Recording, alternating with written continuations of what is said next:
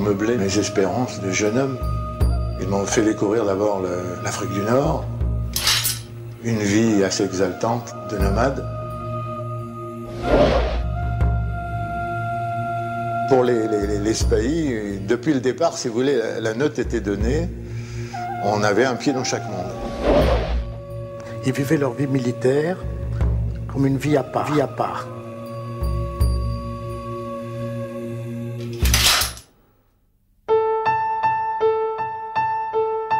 Spahis. Ce qui les attire, c'est la vie nomade. Une vie ailleurs, sous d'autres horizons sans cesse, loin pour se sentir proche. Sans doute parce qu'il faut passer bien des frontières pour rencontrer leurs lointains ancêtres. Si le mot spahi puise ses racines dans le terme indo-persan sipaï, c'est au service des Turcs, entre le XIVe siècle et jusqu'au déclin de l'Empire ottoman, que se sont distingués ces soldats à cheval. À la différence du mamelouk, les spahis sont des hommes libres qui ont choisi volontairement le métier des armes. En Afrique du Nord, à l'issue de la chute du pouvoir ottoman, une page pour eux se tourne, une autre s'ouvre, indissociable de la conquête puis de la colonisation française. Capitale de l'Afrique du Nord française, Alger-la-Blanche est bâtie en amphithéâtre au fond d'une vaste baie accueillant un navire. Les troupes françaises l'emportèrent le 4 juillet 1830.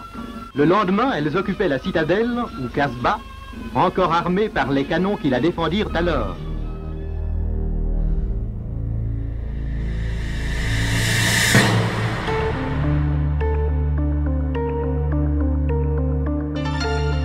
Alger tombe en juillet 1830 et il apparaît tout de suite nécessaire de créer une troupe adaptée à ce pays. Il y a sur place des troupes turques et en octobre 1834, le général Clausel monte un premier régiment de cavalerie légère. Puis il recrute exclusivement parmi ces Turcs qui sont restés, c'était la garnison d'Alger, autour du dé d'Alger.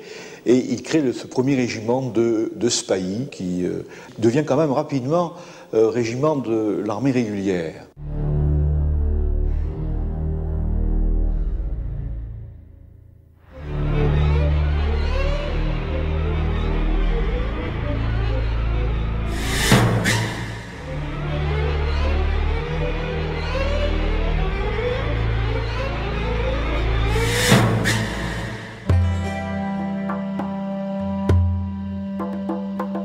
Marémonge sera le premier officier spahi français.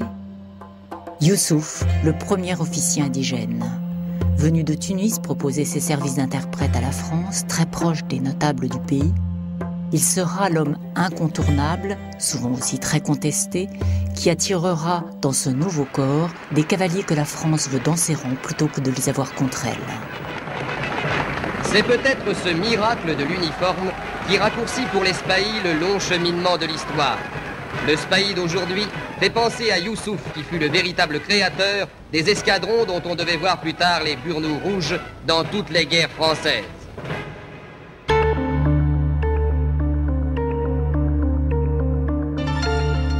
À l'origine, le burnous est un burnous rouge, c'est le burnous des spahis algériens, et qu'à partir des années 20, on va adapter aux spahis marocains en prenant la couleur bleue, parce qu'en fait, au Maroc, le bleu nuit est le symbole de la notabilité. Et donc, on va adopter à partir des années 20 ce burnous bleu nuit, qui sera porté le plus souvent en double burnous, bleu et blanc, le blanc étant à l'intérieur, l'ensemble étant replié dans le dos pour donner un petit air de chauve-souris vu de derrière quand on vous regarde sur une prise d'armes. Ah, il fait chaud là-dessous. Normal, dans le désert, il faisait froid.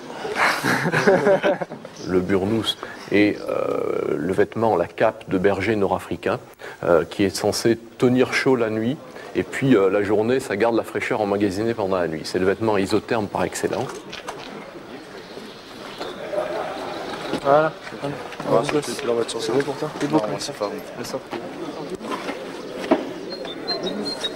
Présentez.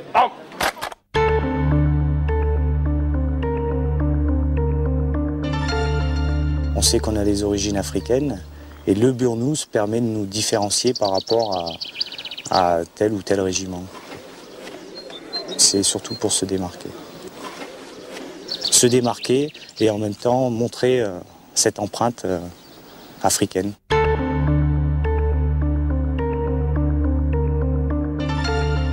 Il y avait des costumes traditionnels. On habillait ce qu'on disait indigènes ou officiers indigènes de la façon dont ils aimaient s'habiller. Une grande chéchia ou un guénour, donc c'était un peu le maintien de la tradition et puis ça faisait partie un peu de l'imagerie.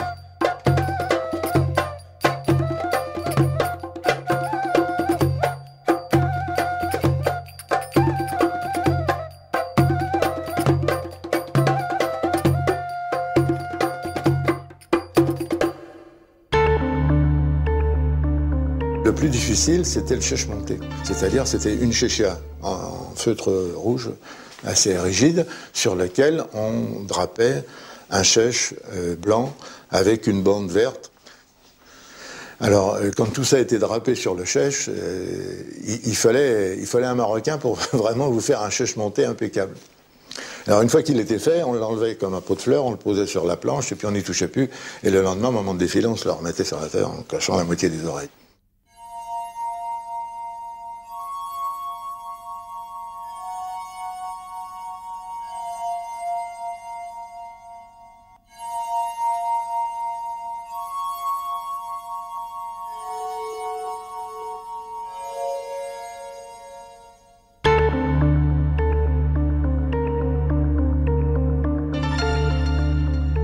Au départ, on a envoyé un corps expéditionnaire en Afrique et donc on a désigné un certain nombre d'officiers pour y aller. C'était évidemment des gens qui se voulaient officiers français, donc qui tenaient avant tout à ce que la France puisse se maintenir en Afrique du Nord et s'y assurer un avenir. Je crois que c'était le premier point. La plupart avaient compris que cet avenir dépendait essentiellement de l'attitude des populations musulmanes. Et que donc c'était avec ces populations qu'il fallait faire des efforts pour les amener à reconnaître loyalement la domination française.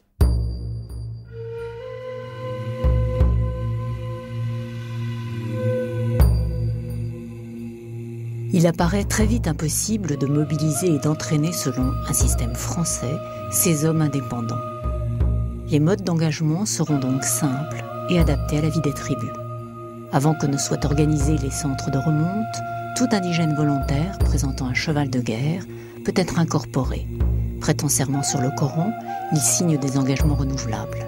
On adopte les traditions guerrières locales de ces excellents cavaliers rompus à la guerre de surprise et au coup de main. C'était plutôt une unité, effectivement, qui servait soit à opérer des razzias contre les populations non soumises, soit à faire un service de reconnaissance, soit à faire un service de liaison. Évidemment, l'intérêt était que ces gens parlaient évidemment la langue locale. Ils étaient beaucoup mieux à même de renseigner le commandement. Ce sont des régiments de cavalerie, mais qui sont par leurs escadrons dispersés. Et ils font des tournées de police avec une curieuse façon d'être recrutés et tenus en place.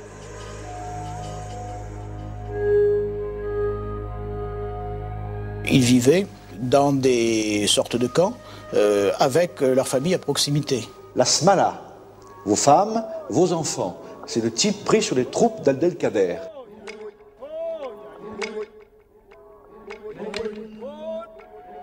On respecte leurs interdits alimentaires. Le vendredi, c'est un jour de quartier libre. Donc fidélité assurée pour ces fils de grande-tante qui ont des lopins de terre, qui vivent autour de leur quartier. C'est une façon de recruter tout à fait spécifique de cette armée d'Afrique, qui ne porte pas encore le titre, et ne le portera d'ailleurs jamais officiel, mais qui est en train de se constituer en Afrique du Nord. Une armée qui se constitue sur des réseaux d'alliances et de rivalités complexes. Recruter signifie se rallier les tribus. À partir du moment où, sous Napoléon III, on parle de royaumes arabes dans le respect mutuel des différences, l'armée sait qu'elle peut compter sur la séduction que la culture française opère. Elle sait aussi utiliser les dissensions, les rivalités, et s'adjoindre les tribus anciennement au service du pouvoir ottoman.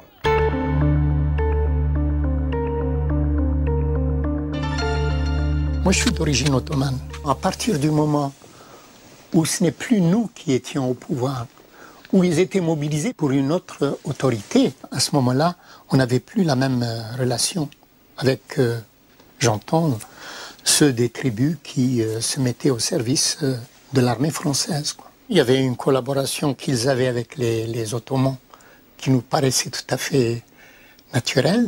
Et puis il y a cette collaboration avec l'armée française, enfin, qui nous dérangeait, quoi.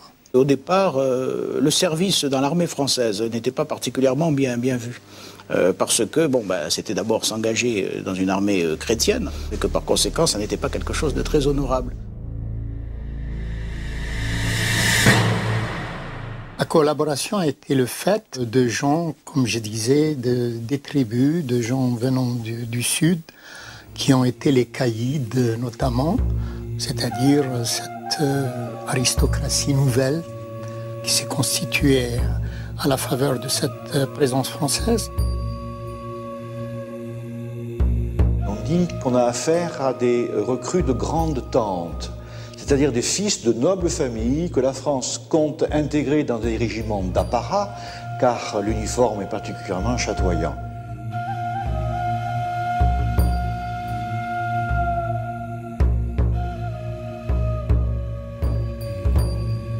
En voyant arriver les Français, la Confédération était contente de dire les ennemis de nos ennemis sont nos amis. Et mon grand-père, qui était un des enfants de notre famille, qui était un petit peu une famille prépondérante, quoique en petite Kabylie, chaque village est géré par l'ensemble, etc. Mais enfin, c'était une famille prédominante. Et il avait été envoyé avec quelques hommes pour accueillir le général Bosquet, qui arrivait dans la vallée de la Soumam pour pacifier les Kabylies. Donc nous avions cette tradition, si vous voulez, d'accord avec des amis qui étaient venus nous délivrer. Et nous n'avons jamais perdu, si vous voulez, ce fil conducteur dans notre patriotisme naissant. C'est vrai que comme moi je suis d'origine algérienne, j'étais pas très sûr de vouloir réellement m'engager 5 ans d'un coup à l'armée. Mais quand j'ai vu ce que c'était, ce que ça représentait, et surtout dans l'armée, ce que ça représente le SPAI, j'ai pas hésité après. Que moi je suis ici, que je représente ça, ça me pose aucun problème. Bien au contraire, je suis fier, quoi. C'est quand même une belle image, quoi, d'être SPAI. À Casablanca, porte monumentale du Maroc, le maréchal Lyautey retrouve l'empire que sa volonté créatrice a fait surgir. Le maréchal Lyautey repose maintenant sur cette terre africaine où le gouvernement de la République l'avait envoyé dès 1903 pour réprimer sur la frontière de l'Algérie et du Maroc des troubles que provoquaient des tribus pillares.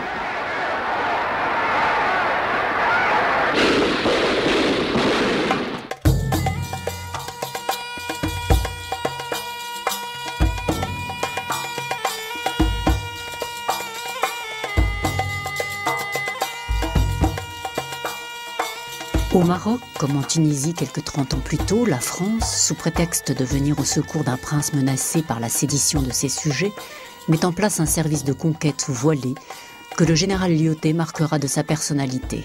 Le sultan du Maroc s'est vu imposer un traité de protectorat en 1912, et donc au terme de ce traité de protectorat, au fond, il abandonnait tous ses pouvoirs effectifs à un résident français, en échange du maintien donc de sa dynastie et du maintien de la souveraineté marocaine et des traditions du Maroc, et notamment de la religion musulmane. Pour mener à bien cette extension, quelles sont ses méthodes magiques? Il conjugue les 3 principes essentiels de sa doctrine de pacification. Montrer la force militaire pour ne l'imposer que dans les cas où elle est indispensable. Inspirer confiance aux grands chefs arabes, restaurer la puissance temporelle et spirituelle du sultan.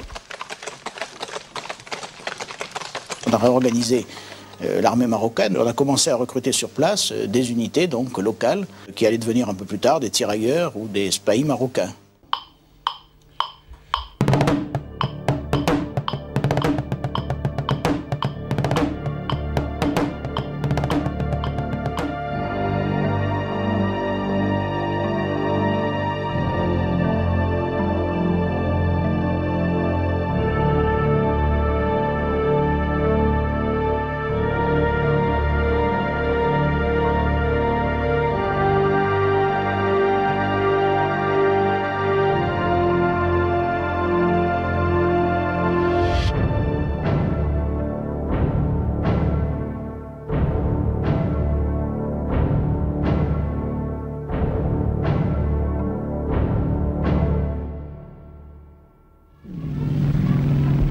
Le général Huré reçoit la soumission des dissidents.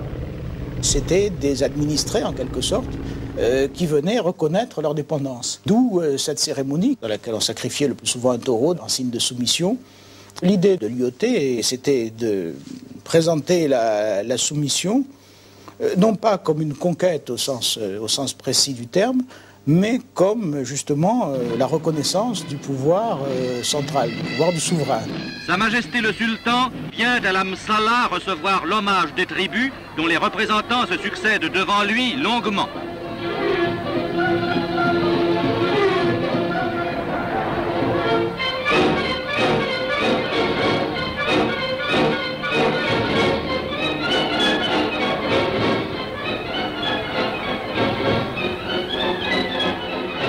Selon un proverbe arabe, il y a 3 êtres pour lesquels un noble peut, sans rougir, travailler de ses mains. Le père, l'hôte, le cheval. Et c'est pourquoi les spahis entourent leur monture des plus grands soins.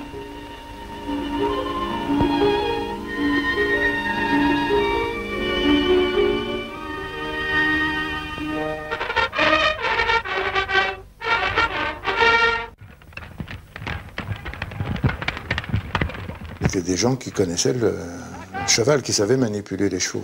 Ils avaient des rapports de guerriers avec leur cheval, parce que le barbe, c'est un cheval de guerre, aussi c'est un cheval soldat.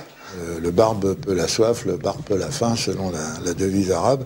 C'est un cheval qui fait ça varie d'1,45 m à 1,55 m, peut-être 60 dans les cas extrêmes, et qui portait... quand il avait le spahi sur le dos avec son harnachement de manœuvre, facilement 120 à 130 kilos. En manœuvre, on marche surtout au pas, hein. C'est au pas, avec des arrêts. Quand il y avait un oued qui passait, on en profitait pour abreuver les chevaux et en même temps d'abreuver les cavaliers.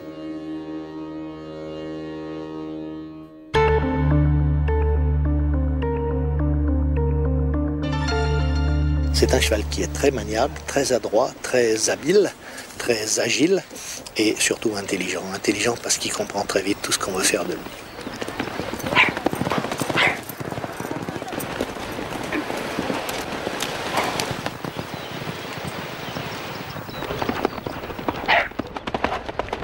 Ce cheval se rapproche donc du cheval barbe antique. De par son gabarit, de par sa morphologie. C'est des chevaux qui n'étaient pas très grands et qui étaient très robustes, très résistants.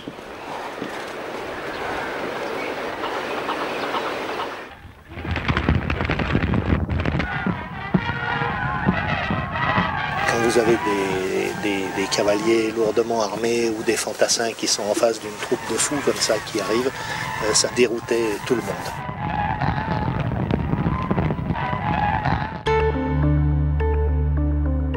Il y avait la partie strictement militaire. Et après ça, on partait avec 2 ou 3 pelotons pendant 15 jours ou 3 semaines, visiter les postes, visiter les tribus.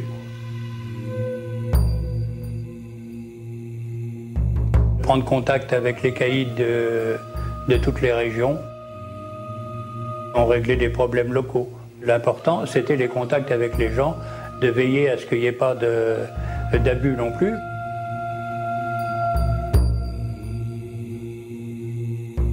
Quand on passait dans les tribus, il y avait toujours une fantasia ou une petite fête qui était organisée, non seulement pour nous, mais pour les spahis, pour eux-mêmes. On était reçus avec effectivement beaucoup de déférence, c'est vrai.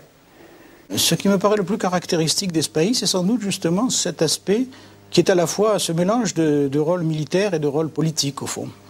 C'est-à-dire une unité qui est chargée, non pas tellement de se battre éventuellement, mais surtout de tenir un pays par un certain contact et par un certain enracinement local. À la sortie de Boussaada, nous nous trouvons dans les gorges de l'Atlas algérien.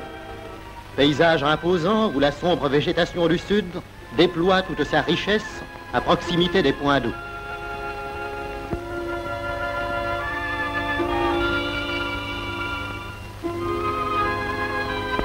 Lorsqu'on s'en éloigne, le décor devient aride, sévère et d'une grandiose austérité.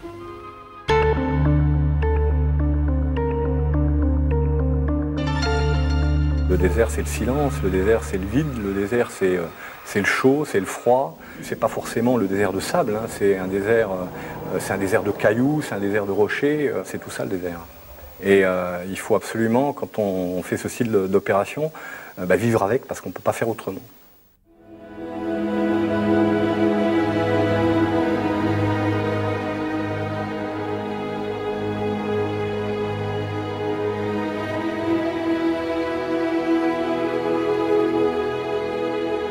Pendant l'offensive terrestre, qui a pourtant duré peu de temps, nous sommes tombés dans une tempête de sable. Quand on sait que dans une tempête de sable, on ne voit pas plus de 3-4 mètres, donc c'est vrai que c'est particulier.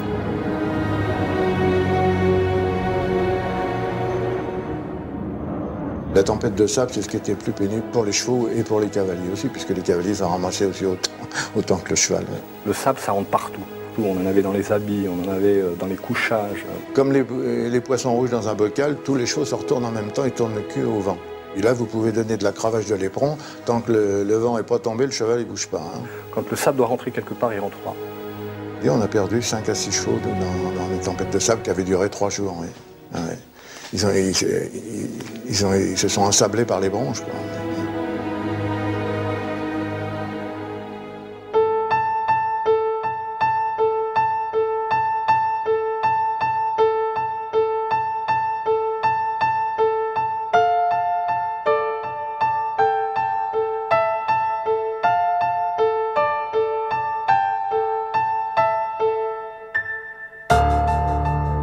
Lorsqu'il y avait une expédition à faire, on réquisitionnait en quelque sorte, on mobilisait tous les guerriers, tous les hommes d'une tribu qui avaient des chevaux à une arme, et on leur demandait donc de venir faire campagne. Ils arrivaient avec leur chef, et c'était leur chef, plus quelques cavaliers d'affaires indigènes qui les encadraient.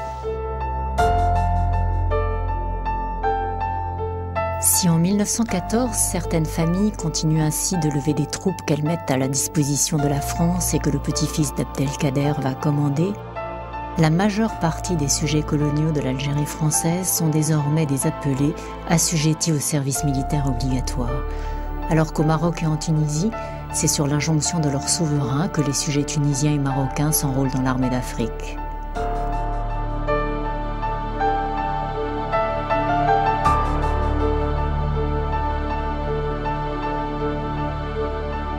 Où sont les 3 régiments de ce pays algérien, un régiment de ce pays marocain et un régiment de ce pays tunisien? Ils sont évidemment en France. Mais lorsqu'ils arrivent, la campagne du mouvement, la guerre de mouvement en 1914 après la Marne s'étue. Donc on va plutôt les employer comme garde à l'arrière des armées, troupes de tranchées, ils vont y laisser beaucoup de monde. Ils vont s'illustrer particulièrement à Verdun. Bref, en 14-18, ils remplissent leur contrat comme d'autres troupes dites indigènes que les Français ont levées dans l'Empire. C'est surtout sur le front d'Orient, dans des conditions très sévères et meurtrières, que les spahis donneront toutes leurs mesures de cavaliers rustiques et endurants. Montagnards éprouvés, en Albanie, en Serbie et finalement en Hongrie, ils seront un vecteur essentiel de l'effondrement des empires centraux.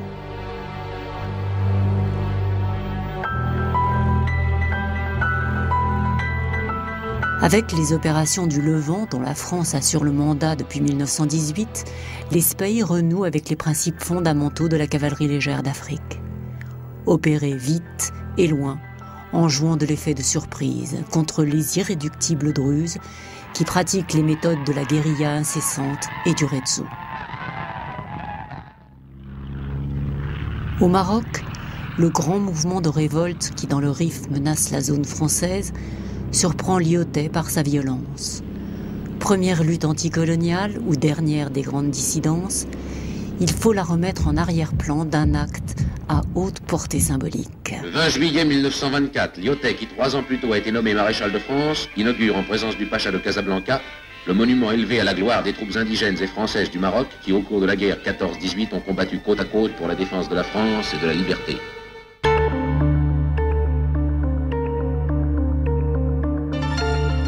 En 1919, quand l'association des vétérans de Casablanca décide d'ériger un monument à ses morts, Landowski est un artiste excessivement connu.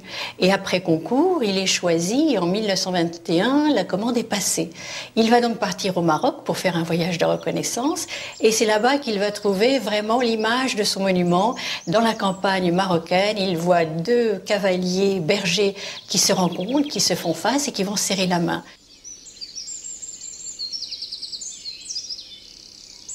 Il va aller à Marrakech pour avoir des renseignements sur les cavaliers arabes.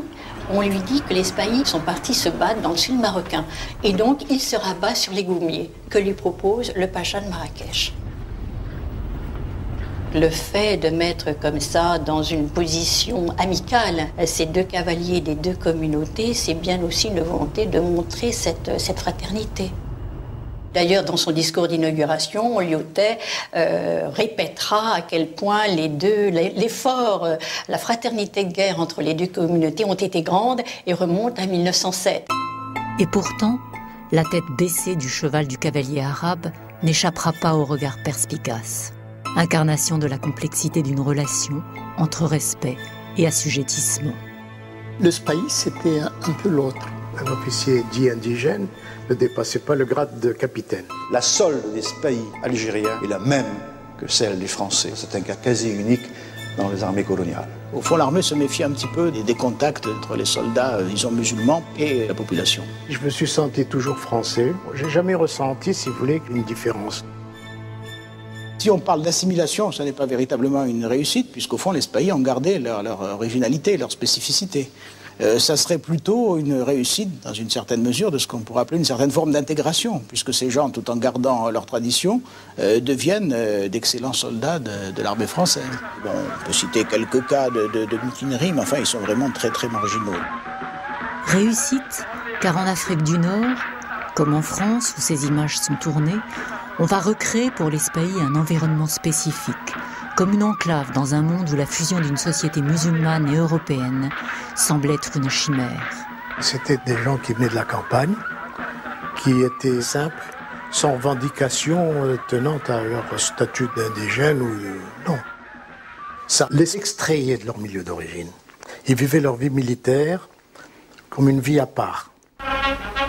Je crois tout simplement que ces gens s'étaient engagés à servir la France, donc qu'ils avaient prêté une sorte de serment et qu'ils tenaient à respecter leurs engagements. Du haut des remparts du Bordj, les spahis de Bousaada veillent aux confins de la riche et fertile Algérie, des sables arides du Sahara. Il y avait un certain professionnalisme, pourrait-on dire, qui explique cette loyauté, ce loyalisme.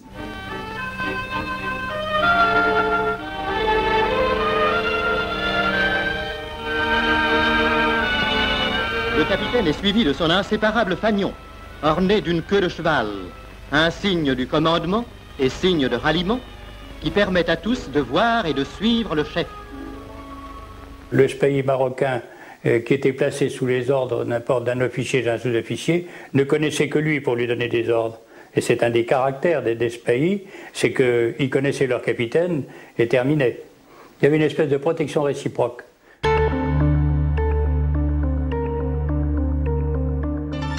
C'est vrai que les spahis, vraiment, c'est une famille. Je n'irai pas au terme père, parce que le père, ça reste quand même quelqu'un de paternel. Mais oui, des exemples, on va dire. Je ne pense plus à rien. Il faut qu'on arrive au bout. C'est tout. Il faut remplir la mission. En étant militaire, pour tout faire, oui, il faut être plusieurs. Pour moi, quelqu'un de seul, c'est une personne qui est morte. C'est pour ça qu'on parle énormément de cohésion. C'est un groupe, c'est là où on a de la force. Dans un peloton arabe, bon, on avait un rôle de secrétaire. On écrivait le courrier, on écrivait les permissions, on écrivait même les motifs. On écrivait les cahiers de roulement pour le ferrage des chevaux, pour les factions d'écurie, pour la garde au poste. Alors donc, ils avaient besoin de nous. On leur rendait des services. Et même au niveau des officiers, on faisait un petit peu leur boulot aussi, parce qu'ils étaient officiers, mais ils savaient tout juste signer leur nom. Ils n'étaient pas des fins lettrés. Mais alors, quand vous aviez arrivé à ce stade-là, quand il y avait une revue, ils vous disaient, toi tu poses ton matériel sur le lit, là, puis tu vas faire ton écriture, et eux ils expliquaient votre matériel. Tu veux monter à cheval le lendemain matin? Ben oui, quel cheval tu montes? Ben un tel. Bon d'accord. Vous arrivez, le cheval était scellé, il n'y avait plus qu'à monter dessus, faire la promenade avec eux. Même les spahis français étaient habillés comme les Arabes, ils vivaient avec les Arabes, ils mangeaient avec les Arabes, et ils buvaient le thé à la menthe, ils finissaient par jargonner l'arabe, même s'ils le parlaient mal. Ça a été une initiation pour les jeunes Français qui débarquaient dans les unités marocaines. Je pense que chez les Algériens c'était pareil, chez les Tunisiens aussi. C'était une initiation du monde arabe, du monde musulman, une initiation à l'islam. Enfin se réalise le rêve que ces hommes ont si longtemps caressé, pour lequel certains ont sacrifié le fruit de plusieurs années et même de toute une vie de travail. Nous sommes en 1939. La France, qui tous les ans organise le pèlerinage de la Mecque, le médiatise outre mesure cette année-là. L'enjeu est de fait capital. Pouvoir compter sur la force d'un empire de 100 millions d'habitants dont elle brandit le chiffre à la face de l'Allemagne. Les pèlerins se sont séparés. L'artisan retourne à son établi, le boutiquier à ses souffles, le cultivateur à ses travaux. Durant 40 jours, ils ont pu, sous la protection de la France, traverser les mers en toute sécurité pour aller se prosterner dans l'enceinte sacrée de la Mecque. Dans cet immense creuset où vient se fondre chaque année l'élite de l'islam, ils ont pu répéter à leurs frères musulmans ce que la France avait fait pour ses sujets. Revenus dans leur pays natal, ils vont reprendre leur vie normale, auréolés cependant d'une grâce nouvelle, décidés plus que jamais à se montrer bons musulmans pour continuer à être bons Français.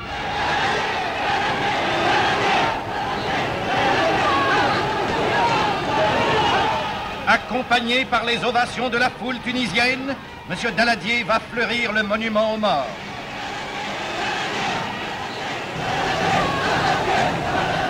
Puis le président du Conseil se rend au palais de la Résidence.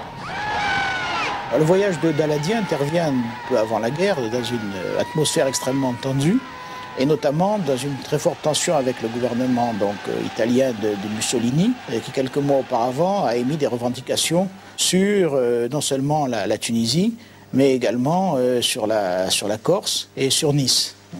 Et donc le voyage de Daladier vise justement à manifester le refus de la France de ces prétentions italiennes et le désir aussi, la volonté française de résister à toute agression. Ils savent, comme le savait leur père, que la puissance de la France est invincible.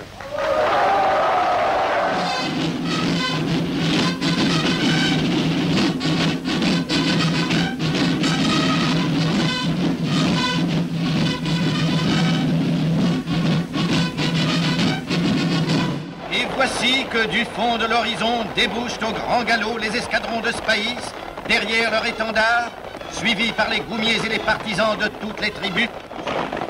Les cérémonies militaires ont pour but justement de manifester la force de la France dans la région, le loyalisme également de ces troupes indigènes. À la première heure du drame, le sultan du Maroc, le bey de Tunis et les représentants de l'Algérie ont déclaré que cette guerre à nous imposée était aussi la leur.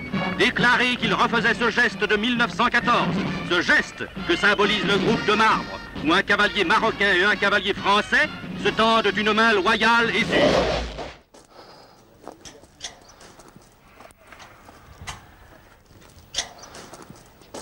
Et c'est le don de soi, quoi. C'est aller droit devant, tête baissée, et foncer dans le tas, quoi. Baïonnette au canon et en avant, quoi. Ces sacrifices, c'est vraiment la dernière des solutions, quoi. C'est vrai que ce qu'ils ont fait, les anciens, c'est pour ça que c'est un des régiments les plus décorés, de toute manière.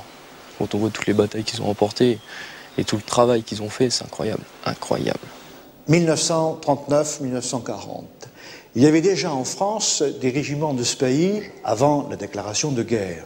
Puis on a fait venir évidemment d'autres unités d'Afrique française du Nord. La neige et la glace du front.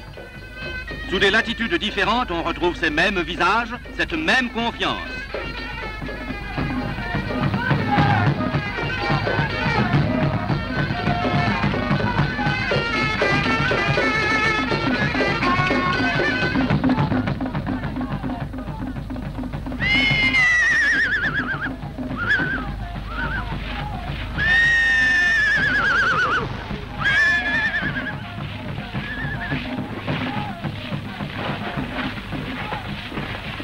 Ces hommes à nos côtés, ils vivent la vie que nous vivons. Ils courent les dangers que nous courons. Ils sont nôtres.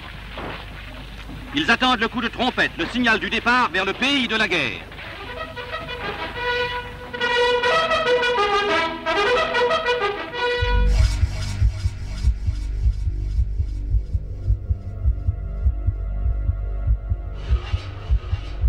Le 15 mai 1940, à 4h30, les spahis prennent leur position et organisent des barricades dans le village de Lahorgne.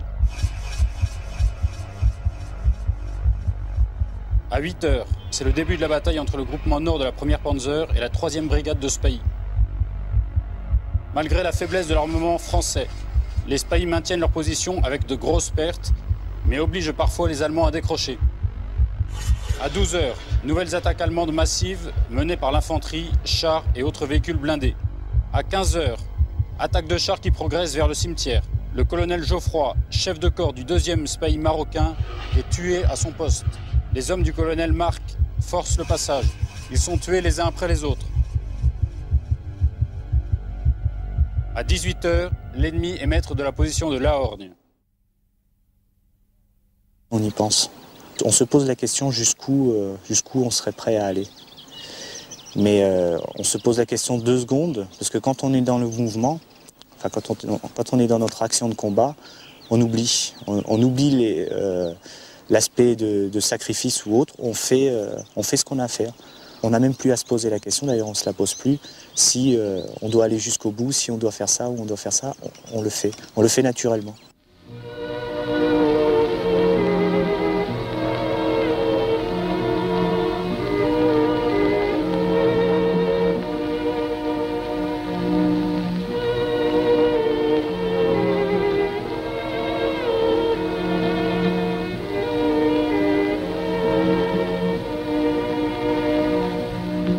In parts of Africa, the horseman is still a useful fighter.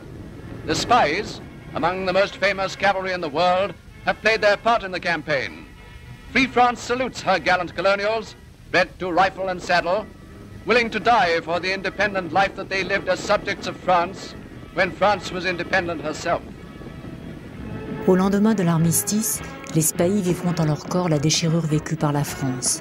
Alors que certains d'entre eux rejoignent les forces françaises libres, la majeure partie des régiments où l'on incorpore pieds noirs et français de la métropole aux côtés des indigènes reprend le combat après la reconstitution de l'armée d'Afrique en 1943. Cette nouvelle armée tant attendue surgit enfin. Les autochtones s'engagent nombreux aux côtés de la France.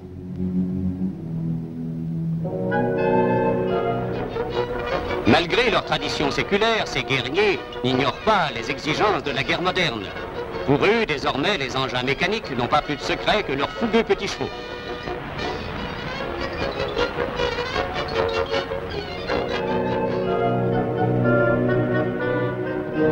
Bien équipés et entraînés, les Français peuvent dès lors reprendre l'offensive.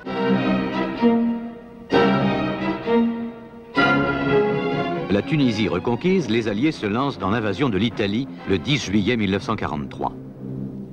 Ce n'est pas sans appréhension que ce débarquement sur la vieille forteresse européenne est envisagé. Quelle sera la résistance de l'ennemi ?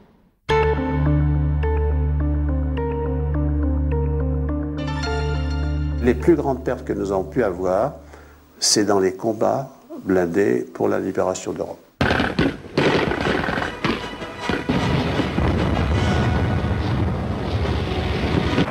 La bataille continuait.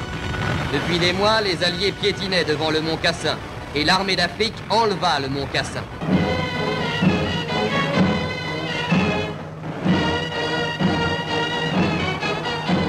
Nous avons libéré Rome le 5 juin 1944 et c'est d'ailleurs une victoire qui était occultée parce qu'il s'est trouvé que le lendemain c'était le débarquement en Normandie. Les spahis engagés dans les forces françaises libres débarquent avec le général Leclerc et participent à la libération de Paris. Ceux de l'armée d'Afrique remontent la vallée du Rhône.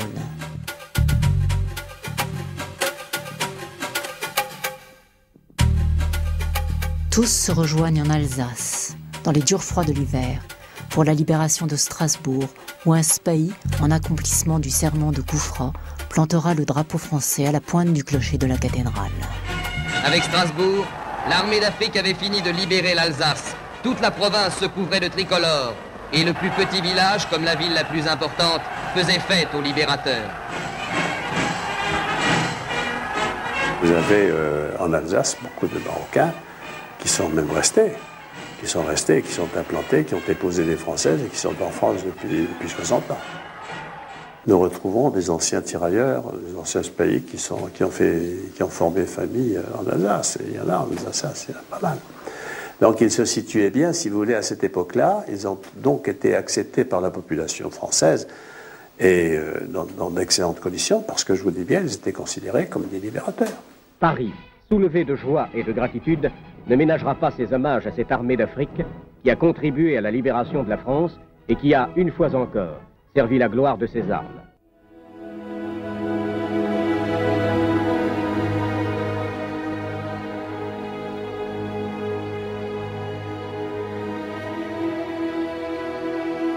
Il y avait une symbiose, il y avait une confiance réciproque.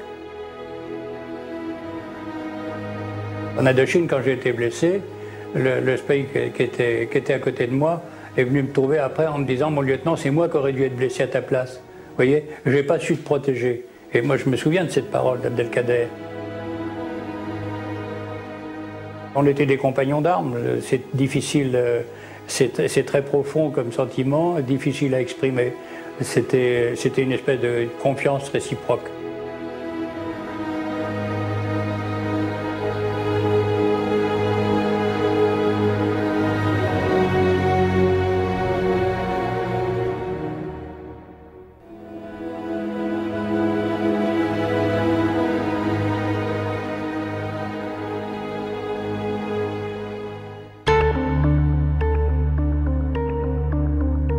Je crois qu'il y avait de la part de la population une attente, une très forte attente vis-à-vis de la France, vis-à-vis de l'armée, pour leur permettre justement de s'intégrer totalement, ou plutôt d'appartenir totalement à la nation française. On espérait que tout ça devait arriver à une reconnaissance, si vous voulez, du fait du patriotisme des Algériens.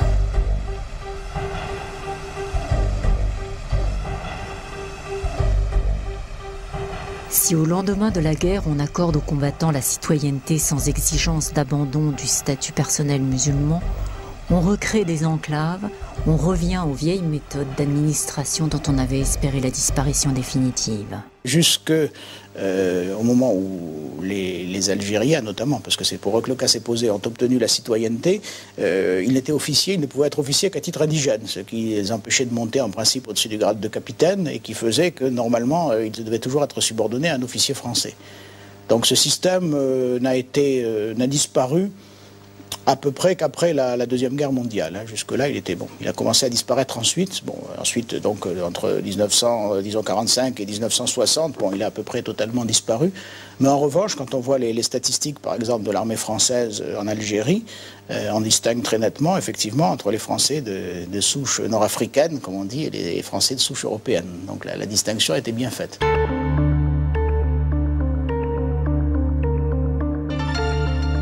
Dans le régiment, on avait tous la même pièce d'identité, on avait que des plaques civiles, c'est marqué musulman français. Moi, personnellement, je n'ai pas voulu le prendre à l'époque, je dis ne mettez pas musulman français, ça n'a rien à voir. D'ailleurs, je l'ai déchiré, ça n'a rien à voir. Ma religion avec ma nationalité, c'est différent complètement. Les électeurs d'Algérie ont été appelés le 29 mai à élire leurs conseillers généraux. Pendant toute la durée du vote, les électeurs de toute confession se sont rendus aux urnes pour remplir leur devoir de français. C'est en Algérie qu'on s'est retrouvé avec une situation politique différente, avec le double collège électoral. Une voix de Français d'origine valait 10 voix d'indigènes. C'était donc, si vous voulez, il y avait un arbitraire politique qui n'a pas été accueilli favorablement.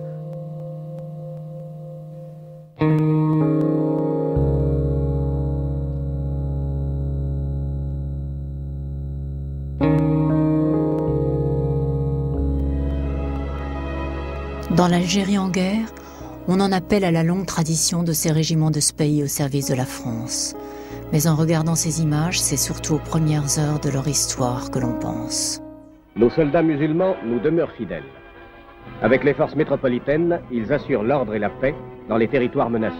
Nos spahis, comme tous les militaires qui étaient engagés sur le terrain, étaient confrontés à des combats contre d'autres musulmans arabes qui étaient des rebelles. C'était un problème dont nous n'avons jamais ressenti une quelconque difficulté. Ils étaient spahis et ils avaient foi en la mission qu'on leur demandait d'accomplir, et ils n'avaient pas de notion proprement dite de fraternité avec les rebelles. À ceux qui croient que les masses musulmanes sont détachées de la France, ces images sont dédiées. Il s'agit simplement de l'incorporation dans l'armée de nos jeunes concitoyens musulmans, incorporation classique, comme elle se passe en métropole. On part d'abord d'un recrutement qui est à peu près exclusivement local, avec aussi une grande prudence du commandement. C'est-à-dire qu'on ne force pas le recrutement dans les régiments indigènes pendant la guerre d'Algérie. On ne recrute même pas 50% de ceux qu'on pourrait incorporer. Car il faut tenir compte aussi d'un phénomène qui est propre à la guerre d'Algérie, l'insoumission. Plus de la moitié des conscrits, qu'est-ce que c'est qu'un conscrit? C'est quelqu'un qui est inscrit sur une liste de recrutement et qui doit se présenter au conseil de révision ou au centre de sélection. Eh bien, plus de la moitié de ces conscrits ne se présentent pas. Venus de leur village, où ils ont tous répondu à l'ordre d'appel, nos jeunes gens sont groupés dans 3 centres principaux de rassemblement. Immédiatement, quelques rudiments d'instruction militaire leur sont déjà donnés. S'aligner, marcher au pas, saluer. Et déjà, la cérémonie des couleurs sanctionne la transformation des jeunes paysans d'Algérie en soldats de l'armée française.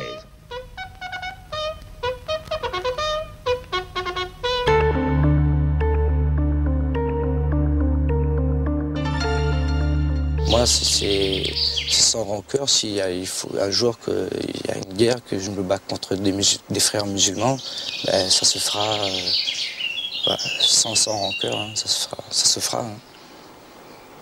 J'aurais peut-être un peu, avant d'appuyer sur la gâchette, j'aurais peut-être, je sais pas en fait. Je peux pas répondre à cette question. Que le fait que l'on ait avec nous des musulmans nous imposait beaucoup plus de rigueur vis-à-vis des rebelles ou des civils suspects. Notre mission, c'était essentiellement d'engager des contacts avec la population, de faire du renseignement sur ce qui se passait, bien connaître ce qui se passait et essayer de rallier l'ensemble de cette population en fait à un idéal ou à des valeurs que l'on considérait comme nécessaires pour la France algérienne et métropolitaine.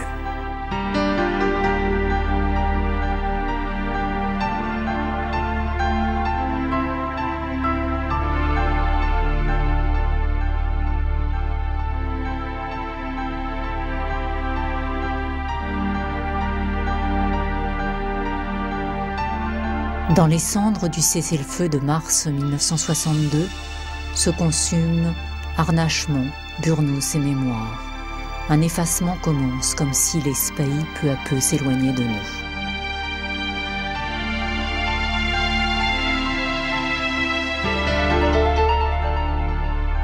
Bien sûr, j'essaie toujours de me cacher, me déplacer, de ne pas aller dans les endroits où j'ai le doute. Vous passez dans un village et puis on vous dit non, ça a été dans l'armée française, puis on vous embarque, on vous tue. Il n'y a pas de justice ni rien. On a eu effectivement le défaut à la fin de la guerre d'Algérie pour l'administration et une partie de nos gouvernants de mélanger tout le monde. Mais dans l'ensemble, les vieux soldats ont continué leur carrière et à la fin de la guerre, il va rester 3 régiments, finalement un seul, qui a hérité de toutes les traditions, qui est à Valence maintenant, qui est le premier régiment de Spahis, point.